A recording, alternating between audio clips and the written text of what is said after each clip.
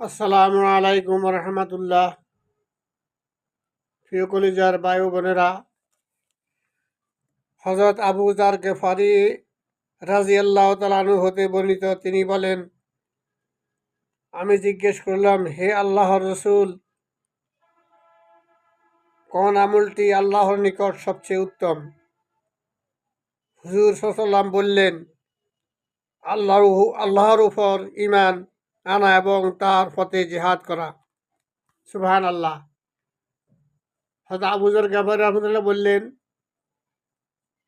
হযরত আবু যার রাদিয়াল্লাহু তাআলা আনহু বললেন, আল্লাহর নবীকে জিজ্ঞাসা করলেন, হে আল্লাহর রসুল, কোন আমলটি সবচেয়ে প্রিয়? তখন তিনি বললেন যে আল্লাহর উপর ঈমান আনা এবং তার পথে জিহাদ করা। এই হাদিস দ্বারা বোঝা যায় আল্লাহর উপর বিশ্বাস স্থাপন করা এবং তার পথে জিহাদ করাকেই উত্তম আমল বলেছেন। আল্লাহ আমাদেরকে যেন আল্লাহর উপর পূর্ণ একনিষ্ঠতার সাথে বিশ্বাস স্থাপন করি এবং তার পথে জিহাদ সংগ্রাম করতে পারি। আল্লাহ আমাদেরকে সেই তৌফিক দান করুন। ওমা তৌফিক ইল্লা বিল্লাহ। আসসালামু আলাইকুম ওয়া রাহমাতুল্লাহ।